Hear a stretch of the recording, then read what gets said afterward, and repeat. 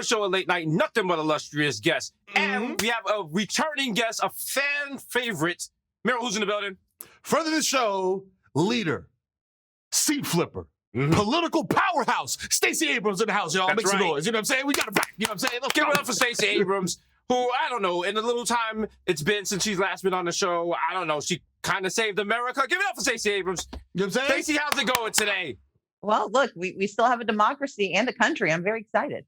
It's an amazing thing. Listen, thank you so much for everything you did to make this happen. How does it feel like mentally? Because we know the last 4 years have been grueling. Just every day, it's just relentless, just weighing you down. Something new here, a new tweet there. What's it feel like on this new day? It's like having a really obnoxious wart removed. You still kind of see it out of the corner of your eye, but you're like, thank God it's gone. But you're still worried it could come back. Right. So speaking of that, how does that feel? Because for the average American, the last 4 years have been tough.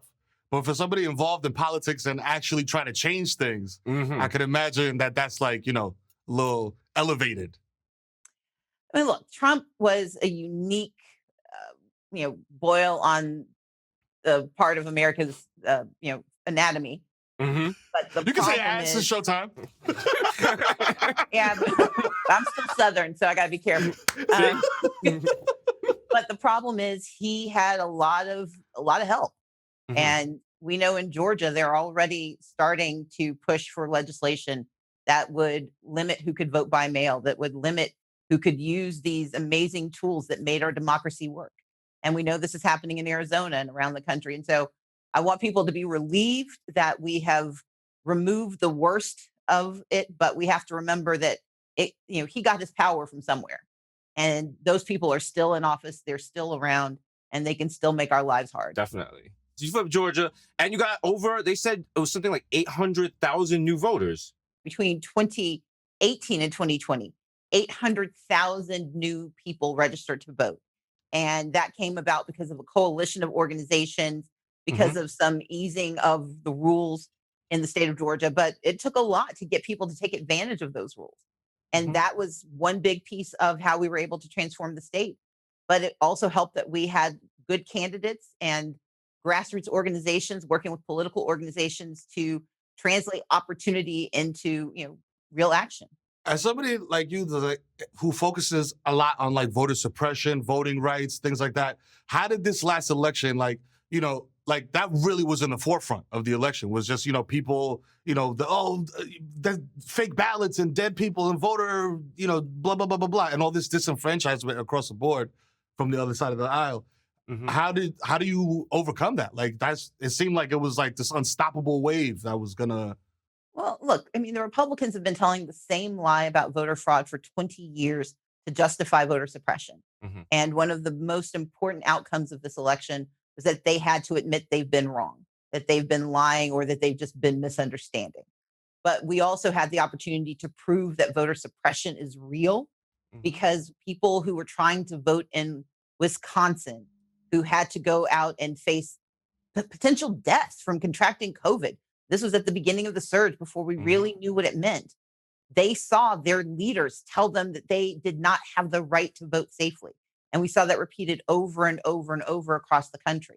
I wrote a book called Our Time Is Now, where I really track what voter suppression looks like. And the one thing I want to lift up is that, when I wrote that book, when it came out, 34 states permitted you to vote by mail. By the time we got to election day, because voters demanded their rights, because we were able to fight against voter suppression in so many states, all but 4 states allowed you to vote by mail in some way. And that was an extraordinary turnaround for a state for the United States. And it was one more example of how not only is voter suppression real, but how real our power is as citizens to make it stop and to make voter access real. Now, Trump, he just out there talking about voter fraud, talking about the boots were hacked and all types of stuff. And then you have all these Republicans just saying it's true, even though they didn't have any evidence of it. What was it like to experience that? Because you were just like, yo, I actually really went through that, and you guys are just faking it. Well, it was a bit jarring to have to keep explaining. We had evidence. We had courts agreeing with us multiple times. We had evidence. And you have not only no evidence, but he lost, I think, 61 different cases across the country, including the Supreme Court, where he put 3 people on the court. They all told him, no. Nah, sorry, pal. Yeah. And, and those who try to equate his behavior to mine, I fought to make certain that every vote got counted. I had no right to win. There's no legal entitlement to win an election. And so my fight was always about making sure that every voter had the right to vote and every vote got counted. His argument was the wrong people voted. How can I throw out their vote so I can win this election? That is not at all commensurate with what I did. And I'm just very glad that we finally understand that voter fraud is a fraud and that voter suppression is real and we've got to be vigilant. In your entire career, have you ever seen something on this scale? Like, just, it's almost like comedy. Like, it's almost like parody. Like, you know what I mean? Yeah. I tell people I write fiction, not farce. And parody, the behavior of someone who literally holds the highest office in the land and one of the most important in the world, pouting and throwing a public temper tantrum and then inciting insurrection and nearly starting, a civil war because he didn't win a race. I didn't like losing. I didn't like not becoming the governor. I had legitimate grievances that I could prove in court, but I never tried to make myself the victor. My job was to make sure that the next person didn't become the victim. And by next person, I meant the next voter who wanted to be heard. He made himself the center of everything. And thank God he is now gone. He's a little too close, given that he's down in Florida. But we just have to remember that the kind of slimy entrails that he left behind remain. And we can't get too comfortable. We need to celebrate and fight for Biden and Harris, but we need to remember that Trump had a lot of supporters. Exactly. You got to keep your foot on the gas. Yeah. We're 2 New Yorkers. We know it very well. We see a grift a mile away. Yes. So going forward, what do we do now with the people who used to be Trump supporters? Like, is it our job to reach out and unify with them, or like, because now we're in a weird space. I don't ever remember not being just fractured, but it just being so polarized, and people, like, they got their flag out, they got their MAGA hat, and they're like, this was my guy. I don't want to bang with this new president. Is there any way we could work with them, or even like the Republicans that were working with Trump? Look, there's some people who supported the outcomes, but blithely ignored the means. And there are others who thought the means were the point, that xenophobia and bigotry and racism and sexism, that those were the things. And the reality is you can't fix a person's heart, and you can't unify around something when people don't actually agree with the something is. But what we can do is live the best example of our principles and our values. What we can do is create space for others to join. And what we can do is offer true forgiveness if real contrition is shown. If people say they made a mistake, it is our responsibility to accept that. But if you're still holding on to the fact that you weren't wrong, but you need me to say that it's okay for you to not be wrong, I'm not going to pretend that your bad behavior should just be wiped away because your feelings got hurt. You have to atone. Atonement is a part of the process. But for those who want to be better, join us in making good happen. Stacey, accountability. Woo! You know what I'm saying? Preach! Woo! Talk to him. That's the answer right there. I think you are the only YouTube pre-roll ad that I have ever watched in its entirety. You know what I'm saying? So shout out to you for that. You know what I'm saying? Also, people enjoyed your interview so much. They are always like, oh, you got to have her back on. You got to have her back on. We're having you back on. What people really enjoyed was your hot take on grits. Sweet or salt grits? See, that's a false narrative. The most important thing is the cream and the cheese. We need more fast answers from Stacey Abrams. So we're going to play a little game with you here. Okay? We got some topics. Hot issues. Polarizing issues. You just say the first. You just pick one. So are you ready to play? Oh, God. Yes. Okay, I'll take the first one. Georgia on my mind versus Midnight Train to Georgia. Georgia on my mind. Okay. Okay. Okay. As a former decorated Girl Scout, Thin Mints versus Samoas.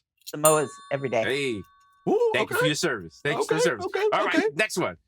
Buffy versus Battlestar Galactica. Buffy. Buffy. Okay. Love Battlestar. I do have to explain this one because the hate mail will be real. Yeah, Gotcha. yeah, yeah. Love They don't play. Battlestar Galactica. I fanned out when I got to meet the president, but Buffy was there for me when I needed her. And yeah, It was a special time in your life. Yes. It You get it. created. It was a genre busting franchise. You know what I'm saying? So, all right. Next up, the worst Star Trek captain: Kirk versus Picard versus Janeway versus Cisco versus Archer. Wow. trick question. You're trying to get me killed. Move on. Exactly. Exactly. You don't answer Yeah, you that. smart. Pass. Nope. Yeah, okay, if you thought that question was bad, here's one that I don't even feel safe asking you. Andre 3000 or Big Boy? You're stupid.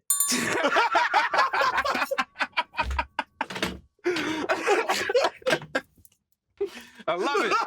I love it. That is the correct answer. Yes. That is the correct answer. That's the answer. If I'm on Twitter and I see someone answer that question, that's what I'm responding with. What's wrong with you? Seriously. Shout out to Outkast. This one is almost as controversial, slightly less controversial.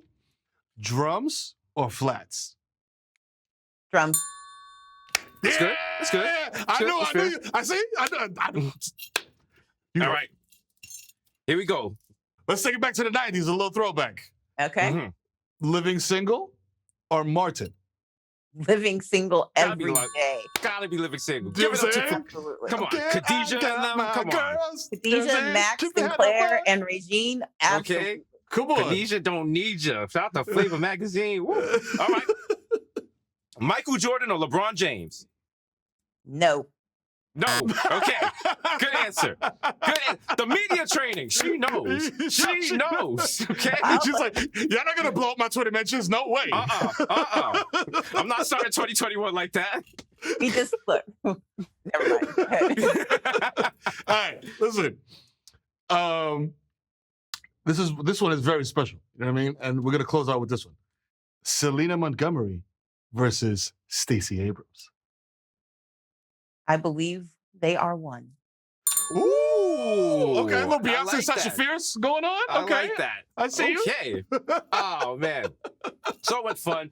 Stacey is always great interviewing you. Yo. Oh man, it's like it's always refreshing because I always see you like on the MSNBC and all those other talking shows. But getting you here and just having fun with you and getting to see the other side of you and For you real. just chilling and relaxing, especially after all the hard work you've done. Thanks for being on our show. It means so much to us. Appreciate you.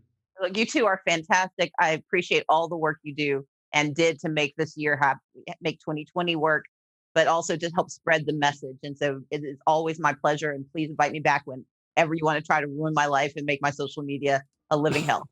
Definitely, definitely. We got Listen. you.